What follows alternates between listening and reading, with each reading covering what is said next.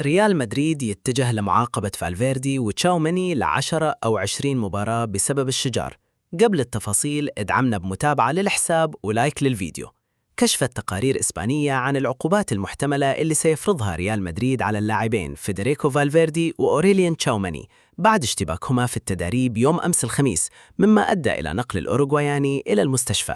وكان ريال مدريد قد أصدر بياناً رسمياً أعلن فيه عن فتح تحقيق لاتخاذ إجراءات تأديبية في حق فالفيردي وتشاوميني، وأوضح أن هذا القرار يأتي بعد ما وقع خلال تدريب الفريق دون الكشف عن تفاصيل إضافية حول طبيعة الحادث.